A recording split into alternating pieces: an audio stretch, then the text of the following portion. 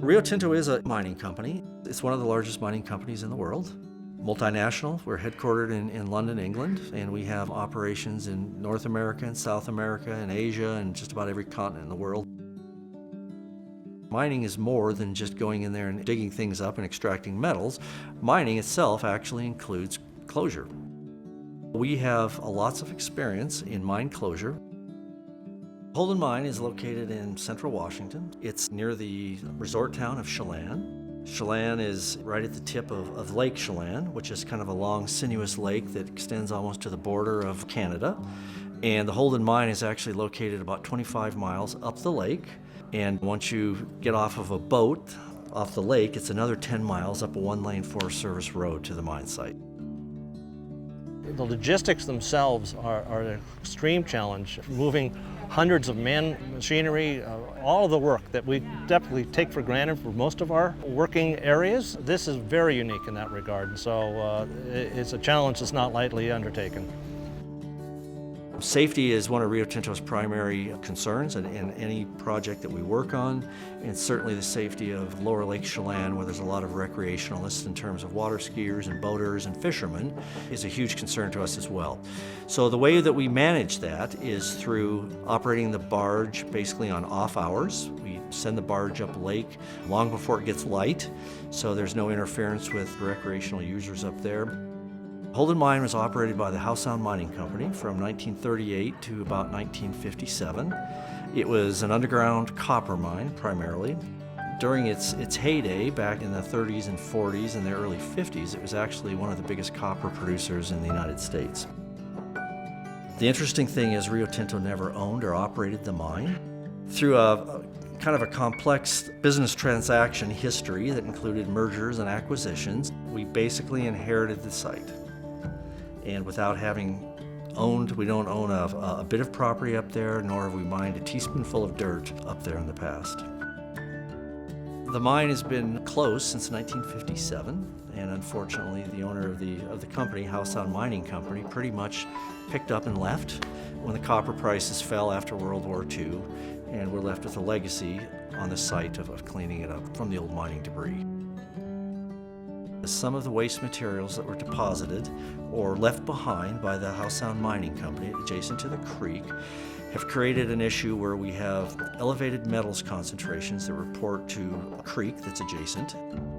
The concentrations of some of these metals that include copper, cadmium, zinc, iron, and aluminum, while they meet drinking water standards, they're potentially harmful to aquatic wildlife. And by that, I mean the fish and the macroinvertebrates, or the bugs that you see that the fish eat.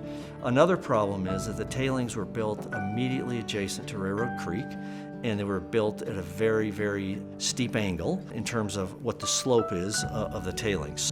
So the issues are really poor quality water that's reporting to Railroad Creek and the potential stability issue with the tailings. Unfortunately, what happens is that water percolates through the tailings, it gets into the groundwater, and from there it discharges into surface water. So in order to capture all of that water, we are having to build a containment system, which basically consists of a wall that's completed from land surface down to solid bedrock, depths that range anywhere from 20 to 70 feet. We will construct a wall made out of clay and cement that will basically act as a dam for that groundwater that wants to get into the creek. In front of that wall, we'll actually put in a French drain or a collection system that will capture all of that water. All of that water will be routed down to a water treatment facility. At the water treatment facility, we'll add lime and a couple other chemicals in order to bring that water into compliance with what's allowed to discharge into Railroad Creek. There is a byproduct from that water treatment plant operation, basically an inert sludge, that will go back into an engineered repository on top of the tailings impoundment. We've been up there, this will be our third year of heavy construction on site. The first year consisted mainly of nothing more than putting in the infrastructure needed to complete the project. And by that, I mean we had to improve the road to get to the site. We had to build a new bridge across the creek. Prior to us building this bridge, all of our construction traffic would have had to have traveled through Holden Village, which is a Lutheran community and retreat that's still occupied and very busy. And in order to avoid our construction traffic going through their community, we actually built a bridge. We call it the bypass bridge across the creek to get our equipment to where we need to do the work. We relocated Railroad Creek about 900 feet. We demolished the mill building. This was the building that actually produced the tailings that are present on site. We plugged up the openings into the undergrounds so that water is now contained and in a pipe and can be controlled and sent to the water treatment plant. The work in 2014 will be our biggest year of the project, and that includes installation of this groundwater barrier wall, the groundwater collection system in front of that barrier wall, as well as the water treatment plant. Additionally, we will be regrading and stabilizing the tailings in 2014. Rio Tinto is paying for all of the cleanup, and not only do we pay for the cleanup, we pay for the costs that the regulatory agencies, such as the Forest Service and the EPA and the Washington Department of Ecology, we pay their oversight costs. So the time that they actually spend reviewing our plans and improving our plans, we pay for that as well. So in this project, there is absolutely no cost to the U.S. taxpayer. We understand that it's a big disruption to Holden Village from their normal programming. We've both gone into this understanding exactly what needs to be done and how we're going to do it. To date, our relationship with Holden Village couldn't be better.